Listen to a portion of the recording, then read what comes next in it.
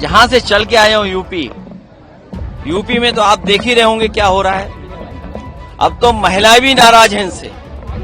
DBT के नाम पे जो अकाउंट में पैसे भेजे थे, अब सुनने में आ रहा है एफआईआर दर्ज हो रही है। जब वोट चाहिए था तो पैसे दे रहे थे। इसलिए आज जरूरी है कि लोकतंत्र के मूल्यों को बचाया जाए।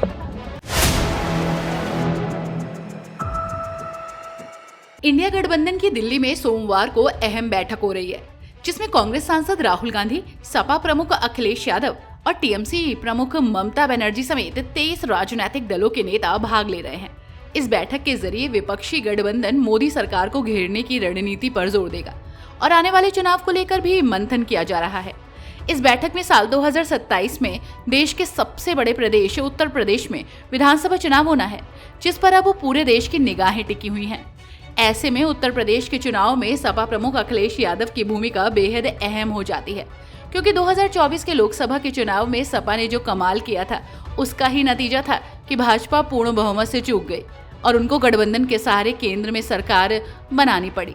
लेकिन 2024 के लोकसभा चुनाव के परिणाम के बाद से सपा का जोश आई है और अब अखिलेश यादव उसी पीडीएफ फॉर्मूले के जरिए 2027 के विधानसभा चुनाव में मैदान में उतर सकते हैं, जिसमें अब की इंडिया गठबंधन की भी भूमिका अहम होने वाली है। ऐसे में इंडिया गठबंधन की इस बैठक में अखिलेश यादव पर सबकी नजरें बनी हैं। तो वहीं इस बैठक में शामिल होने से पहले सपा प्रमुख अखिलेश यादव ने भाजपा पर जोरदार हमला बोला। उन्होंने संकेत देते हुए कहा कि आने वाले दिनों में विपक्ष संसद से लेकर सड़क तक सरकार को घेरने की तैयारी में है।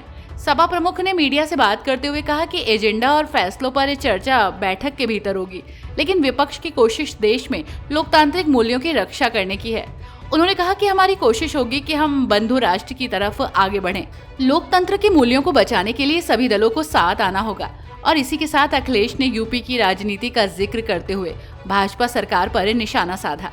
उन्होंने कहा कि प्रदेश में अब महिलाएं भी नाराज दिखाई दे रही हैं। वहीं अखिलेश यादव ने राहुल गांधी की नेतृत्व क्षमता को लेकर उठ रहे सवालों पर भी भाजपा पर पलटवार किया। मैं अपने प्रेस के साथियों का धन्यवाद देता हूं कि बहुत दिनों बाद इतने कैमरे, इतने प्रेस के साथियों से मिलने का मौका मिल रहा है। क्या एजेंडा है, क्या बातचीत, अब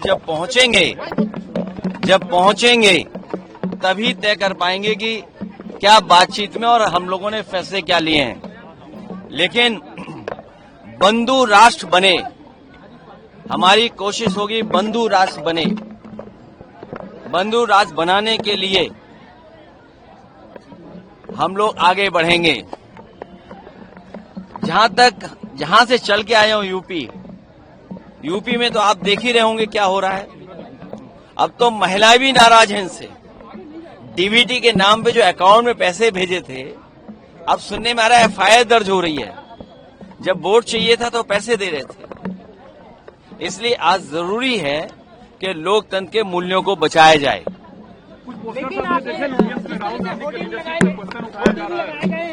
राहुल गांधी के लीडरशिप को क्वेश्चन किया जा रहा है कि अच्छा,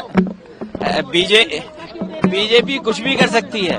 आप लोगों को ऐड दे सकती है, आप लोगों को ऐड देके हम लोगों के लिए कुछ भी कर सकती है। और नकारात्मक प्रचार के लिए जितने हजार करोड़ रुपए बीजेपी खर्च कर सकती है, दुनिया में किसी दल ने नकारात्मक प्रचार के लिए खर्च नहीं किए होंगे पैसे। वहीं इस बैठक की जो तस्वीरें सामने आई हैं, उसमें राहुल गांधी और अखिलेश साथ बैठे दिखाई दे रहे हैं। इस तस्वीर के भी सियासी मायने निकाले जा रहे हैं कि यूपी में राहुल और अखिलेश मिलकर इंडिया गठबंधन के बैनर के तले चुनाव लड़ेंगे। इस बैठक को लेकर कांग्रेस के राष्ट्रीय अध्यक्ष मल्लिकार्जुन खड़गे ने इंडिया ब्लॉक की बैठक का वीडियो एक्स पर शेयर करते हुए लिखा कि इंडिया गठबंधन के नेताओं की इस बैठक में आप सभी का स्वागत करता हूं। ये समूह लगभग 3 साल पहले अस्तित्व में आया था। मैं ज्यादा नहीं बोलना चाहता क्योंकि हमारे सामने मौजूद मुद्दे आप सभी अच्छी तरह जानते हैं। हमने 17 अप्रैल 2026 को लोकसभा में अपनी एकजुटता और एकता को बहुत निर्णायक तरीके से दिखाया, जब हम सबने मजबूती से एकजुट होकर डिलिमिटेशन पर मोदी सरकार के दुर्भावनापूर्ण बिलों को परास्त किया। अब हमें उसी भावना को और मजबूत करना है और आगे बढ़ाना है, ताकि मोदी सरकार के कुशासन के कारण देश के सामने खड़ी कई राजनीतिक, आर्थिक, सामाजिक और विदेश नीति से जुड़ी चुनौतियों का सामना किया जा सके। एसआईआर के कारण हमारे करोड़ों लोगों से उनका मताधिकार छीना जा रहा है। संविधान पर हमला लगातार जारी है। जांच एजेंसियों का इस्तेमाल राजनीतिक विरोधियों को परेशान करने और डराने धमकाने के औजार के रूप में लगातार किया जा रहा है। साथ ही गैर बीजेपी सरकारों के साथ भेदभाव किया जा रहा है। जरूरी वस्तुओं की कीमतें लगातार बढ़ रही हैं और आर्थिक माहौल बेहद नकारात्मक है। नई नौकरियां पैदा करने के लिए जिस रफ्तार से नए निवेश आने चाहिए, वे बिल्कुल उसी रफ्तार से नहीं आ रहे हैं। कई क्षेत्रों में निजी एकाधिकार बढ़ रहा है और MSMEs का भविष्य गंभीर संकट में है। परीक्षा प्रणाली के पूर्ण कुप्रबंधन के कारण हमारे लाखों युवाओं की आशाओं और आकांक्षाओं के साथ विश्वासघात किया जा रहा है। समाज के कमजोर वर्गों पर अत्याचार, खासकर बीजेपी शासित राज्यों में लगातार जारी है।